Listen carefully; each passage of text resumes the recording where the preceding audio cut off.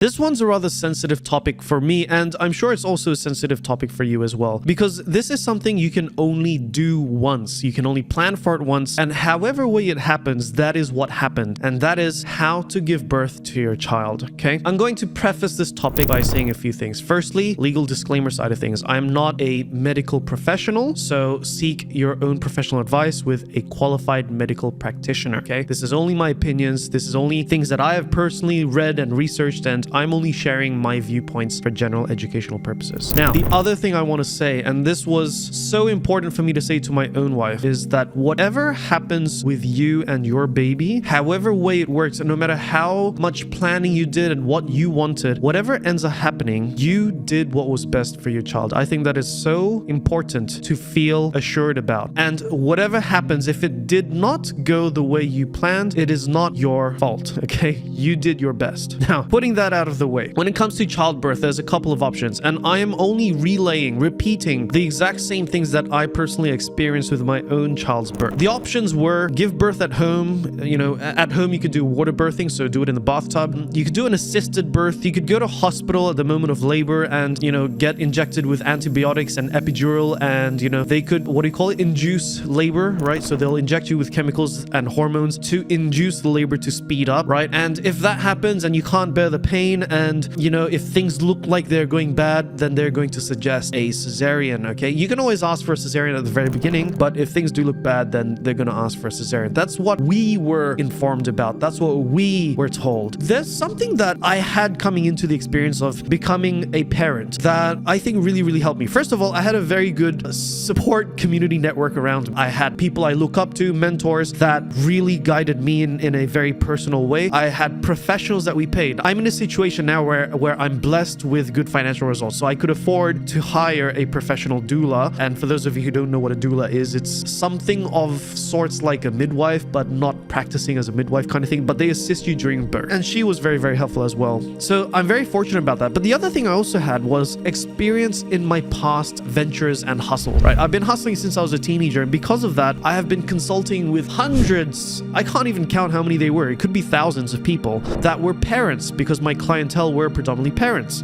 Almost every single person that I talked to who had a C-section or a birthing where the baby was vacuumed out or, you know, pulled out with pincers or whatever they call that, forceps. Every single one of them that I remember talking to, they would tell me how difficult the first couple of months was to be a mother. I really remember this so well. One of them was crying to me just talking about something that happened a year or two ago for her, right? She was saying the first 2 months, that baby is like a doll. It does nothing. It just stares blankly like a vegetable, right? That's what she told me, right? It stares at you blankly like a vegetable. All it does is wake up, cry, ask for milk, sleep, wake up, cry, and no expressions, no smiles. You can't interact with it. It doesn't do anything. That was what I was familiar with going into this. And this is a theme that I've talked about in several of my other parenting videos. I've said, as a parent, if we want what's best for our children, this is me talking to myself here, yeah? If I want what's best for my child, I need to evolve myself as a parent. So I looked into it. I Googled, first of all, when does a baby first smile? And according to all the scientific literature I could find, it's around 6 to 12 weeks.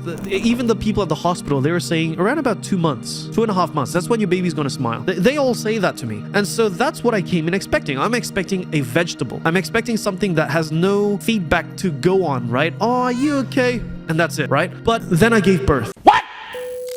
My wife gave birth. Amazing woman. She did it with no epidural. She did it with no hormones, not even gas. What is it? Nitrogen gas or anesthesia. She did it as it is in nature, purely with just natural birth. Amazing woman for doing that. But I'll tell you what, take a look at this video, okay? I'm going to play it on the screen while I'm talking, and I'm going to black out everything except for the mouth because I want to maintain and preserve the privacy of my own child. This is my own child at 1 week old. Do you see what's happening? She's smiling. She's smiling. At 1 week old, she was responding to me going pew pew pew pew, and she's smiling. That is not according to everything I had known. I was like, I genuinely thought, I was telling my wife, I was like, I think we have a genius baby. Really, I was like, she's really smart. She's developing way faster than any other baby I've seen or known, right? I was like, I think we have a genius baby. Yay, right? And then I read into it and I'm like, turns out it might not be that she might be a genius. I hope she's a genius in one way or shape or form.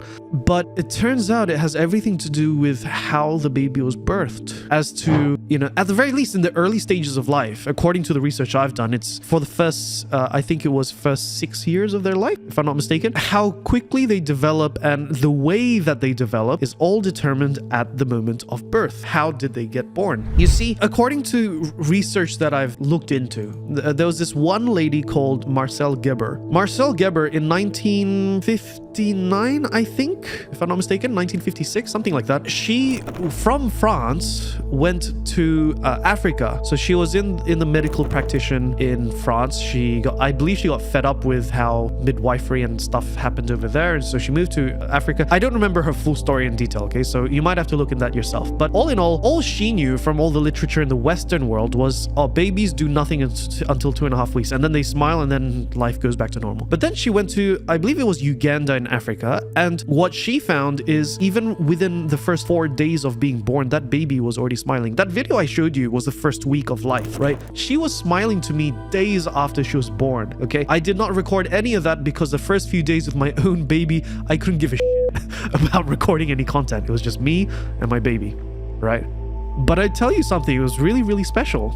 Something I would never forget my entire life. The main point was, I could have missed out on that experience. My wife could have missed out on that experience if we had caved in to what Western medicine wanted us to do. Because here's a story with my own wife. She broke her waters before she went into labor. That's something that it happens, but it's supposed to be the other way around. You're supposed to get into labor and then break your water, right? She did it the other way around. She had her water broke, and 2 days later she started having labor. And because of all the people around us that we had already pre-planned and researched into this topic about, right? We were pretty hard set on going the natural route. We knew that was the best choice for us. But on the day after she broke her waters, my wife felt the baby hadn't moved in a while. She normally moves and she hadn't moved in a while. And we were concerned. We're like, oh, okay, is this normal? So we went to check in at the hospital. Is the baby's heartbeat still okay, etc., etc. And when we checked into the hospital said, why didn't you come in after your waters broke? The procedure is that you come in after waters break. And the procedure is that within 24 hours, we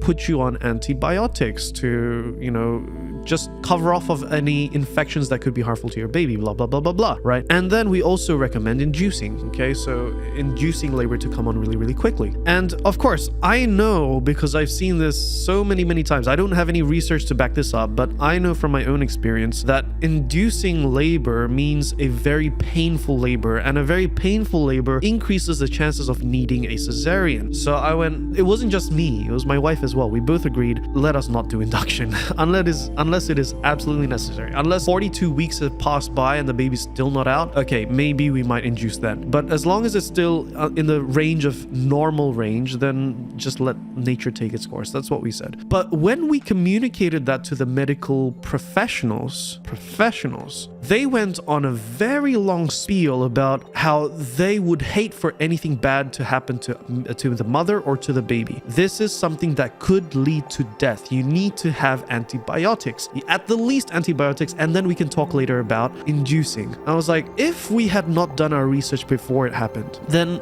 I'm pretty sure we would have caved in, because the way they framed it was extremely scary, not just for my wife, but me. I'm a guy that really understands medicine. I don't say that professionally. I mean that I read a lot of medical literature. And even me, I was second guessing myself. But thankfully, because of my background, because I know how to read medical literature and I do it as a hobby, I'm not a professional, I do it as a hobby. The immediate question I asked back was, okay, if this does lead to death, let's talk numbers. What is the statistics of any harm happening to my child as a result of not taking antibiotics? And so she went and did her research. She came back to me. She printed out papers done by national studies. And the statistics were there is a 1.7% chance of the baby developing infection that, I forget the technical terms, but basically something bad can happen 1.7% of the time, right? And I understand that the death rate for flu, the mortality rate for flu is something like 1.1%, something like that. And so we're talking about something that is about twice as fatal as flu, which is not that fatal for most healthy people. And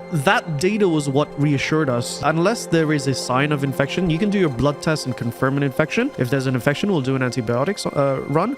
But But without any kind of testing, if we are just preempting something, we need to be safe. We need to be relaxed. We need to be in our zone. And so we went home, and the next day, my wife went into labor, and in a couple of hours, the baby was born. Perfectly healthy. But I tell you what, the entire time we were going, even during labor, even when the baby was coming out, I was like, you need to do antibiotics. You need to do this. You need to do that. And we're like, oh my God, we just went the natural route.